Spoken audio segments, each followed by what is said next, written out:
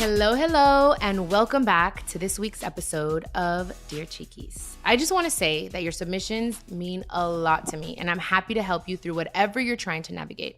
We've gotten a lot of submissions on love, relationships, which have been some of my favorite questions, but you can submit your questions on just about anything, you guys.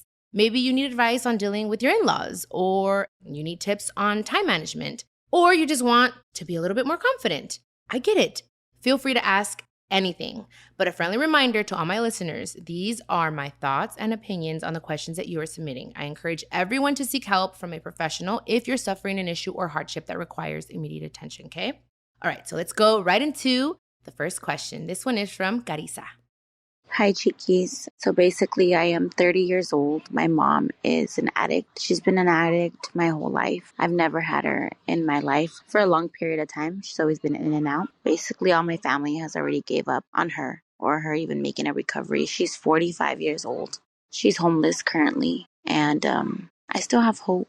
I still cry for her and I still need her. I'm not saying you know exactly what I'm going through or if you do or you don't, but what do you think would be the best for me? Hearing my story, I don't want to let go because I'm afraid that if I give up on her and God forbid one day she does pass away or overdose or anything like that, that I'm going to live with regret.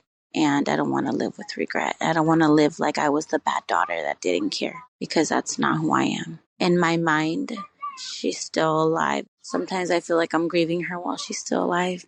Thank you for hearing me out. Oh my goodness, Carissa, I'm sending you a big, big hug. I can hear in your voice like the pain that you're carrying. And first of all, what I hear is that you're not ready to give up. And that is, you're answering your own question, to be honest. Like, if you're not ready to give up, don't. You're going to know when you just can't go on anymore, when trying is no longer an option. And until that day, if I were you, I would just send her messages of love for her to know that she's not alone, that you still love her. And like you said, she's homeless. I mean, I'd probably just take her food. I mean, maybe giving her money is not the best thing, but giving her food and offering her a place to shower and things like that. Maybe not your home, because if you have children, I totally understand that. Prayer has helped me through all of it, girl, through my entire life. If it wasn't for my faith, I don't know where I would be. So I highly, highly suggest that you continue to pray for her, for your heart, because you need a mommy too, and you need to love yourself too. You know what I mean? Like, I think understanding and being compassionate of the fact that what she's going through is truly a disease, but you can't help someone if they're not ready to be helped, if they don't want to change, you know? The best thing you could do is say, hey, I'm here. And create your boundaries, whatever those may be, and no one should make you feel bad. And you, if you want to be there for another 10 years, you do that. Que nadie te diga que no. You're going to know in your heart, okay, I can't do this anymore. I have to live my life, and I have to leave her in God's hands. But I feel for you, and you're a great daughter.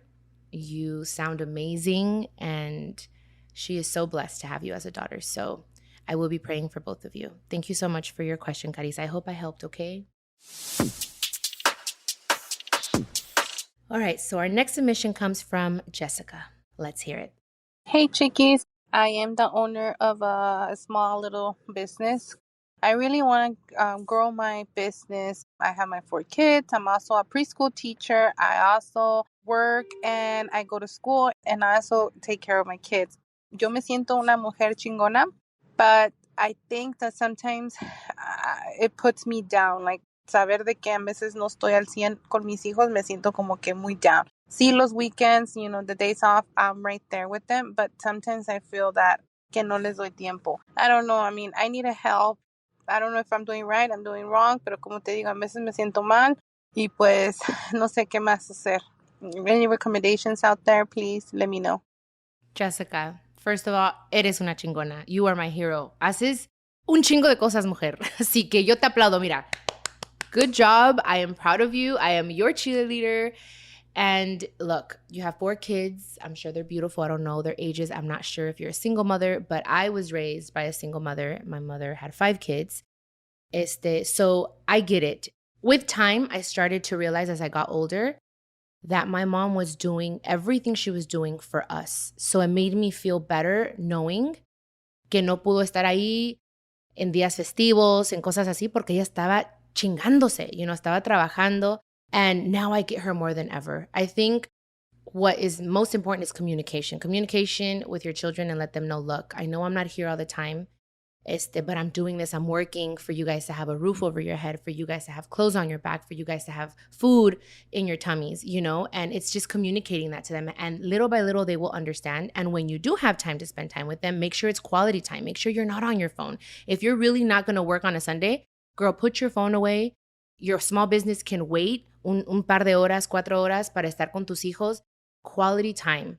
It's all about quality, not quantity. So that's my best advice because you're doing a lot and I think it's amazing. And at the end of the day, girl, you're leaving this for them. So don't feel bad. It's just communicate with them. That's what my mom did and it really helped. And sometimes I was hard on her. I'm not going to lie. As a daughter, I'm saying it. But now that I'm older, we appreciate things. When we're young, no vemos las cosas. We don't see the value of things until we get older and we start working ourselves, and realizing what life is really about and how hard it could be sometimes. So, yo la verdad te aplaudo, Jessica. Eres una fregona, eres una chingona. No quiero que te sientas chingona. Eres chingona. Pues sí, siéntate también. Pero bueno, I hope I helped. Te mando un abrazo. And honestly, you're awesome, girl. You're awesome. Keep it up.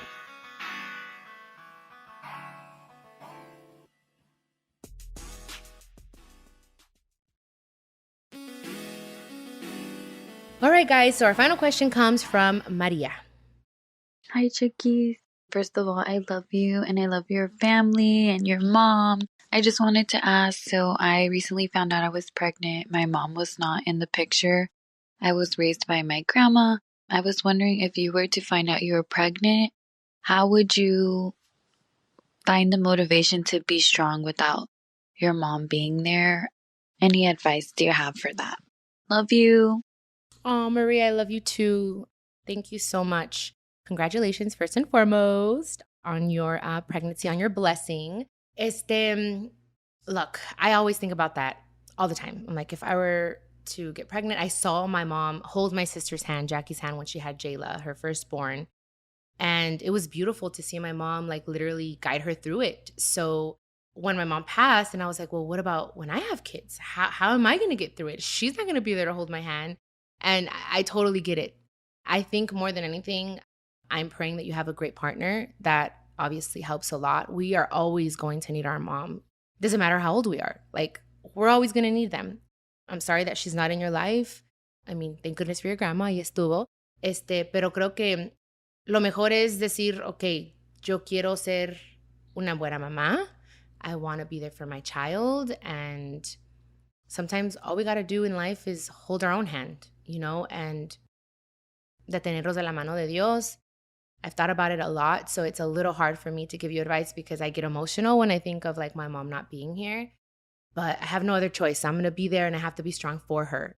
That's how I see it. Like I need to be strong for both of us, and for the child that's coming. So I'm going to be holding your hand in spirit, girl. I'm going to be there with you. So don't worry, no estás sola and you got this. Dios nos da las cosas y esas bendiciones porque podemos. He will give us the strength to get through it. So I truly believe that.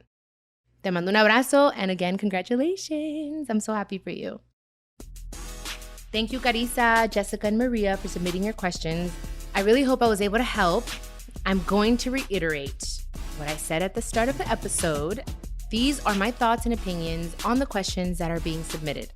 I encourage everyone to seek help from professionals if you're suffering an issue or hardship that requires immediate attention. I love you all, and I'll see you next week here on Dear Chiquis. Los amo. This is a production of iHeartRadio and the My Cultura Podcast Network. Follow us on Instagram at My Cultura Podcast and follow me, Chiquis, that's CHIQUIS. For more podcasts from iHeart, visit the iHeartRadio app, Apple Podcasts, or wherever you listen to your favorite podcasts.